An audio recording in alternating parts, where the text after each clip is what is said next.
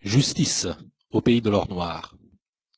Depuis plus de 150 ans, le pétrole est l'un des principaux carburants de l'industrie et du capitalisme.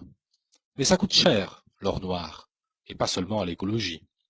Ça coûte la vie, en Irak, en Libye, en Afrique subsaharienne, où la mainmise des compagnies pétrolières est garantie par les bombes, les massacres et les coups d'État. Ça coûte de l'argent en France, un marché de plus de 50 milliards d'euros, de quoi vous pomper un salaire à moins de 2. Un plein de 40 litres à 1,60 € le litre coûte en ce moment 64 €. Sur ces 64 €, 1,30 € tout au plus servent à payer l'extraction.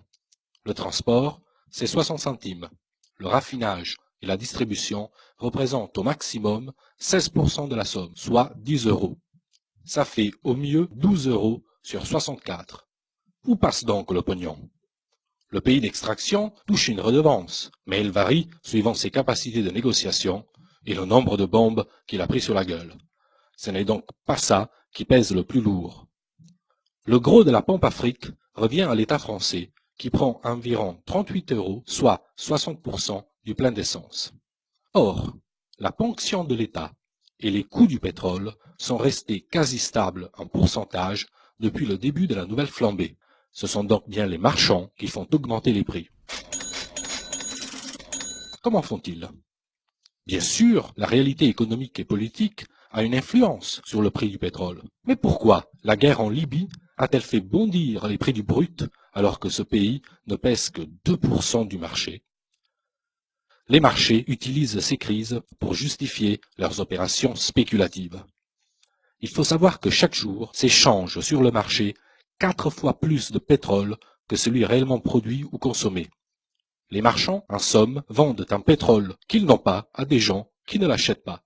Et c'est le travailleur obligé de prendre la voiture qui paie l'addition. Monsieur le PDG de Total oublie juste de nous dire pourquoi, quand le cours du pétrole baisse, ça ne se voit pas à la pompe. Et oui, car après le choc de la crise financière de 2008, le prix du baril avait diminué de 20% en 3 mois. Mais les tarifs à la pompe, non.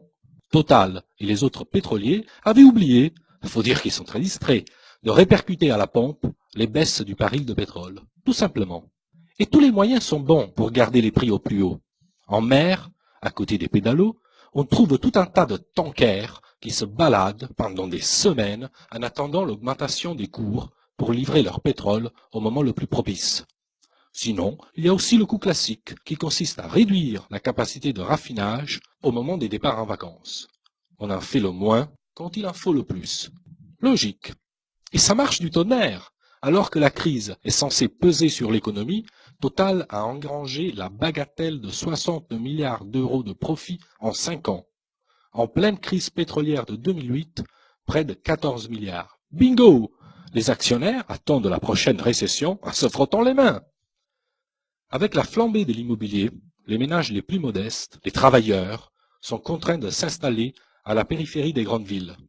Résultat, faute de transport en commun, ils paient de plus en plus cher l'essence pour se rendre au travail, accéder au commerce et aux loisirs.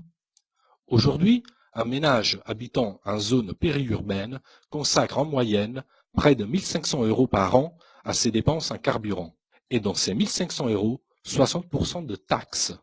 Plutôt que de taxer les profits ou la spéculation, ce sont les ménages que l'État met à l'amende. Explication.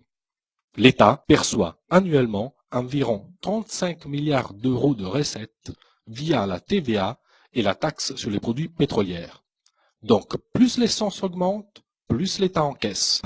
Maintient le bouclier fiscal jusqu'en 2012, allège l'ISF. Avec les taxes sur les carburants, ce sont les cadeaux fiscaux aux plus riches qui sont financés et pas les services publics. En gros, vous payez la défiscalisation des plus riches. C'est pas beau, ça? Raquette des ménages en France, misère des peuples dans les pays du Sud, accaparement de la rente pétrolière par les groupes, les spéculateurs et les dynasties familiales dans les pays producteurs, on voit rouge au pays de l'or noir.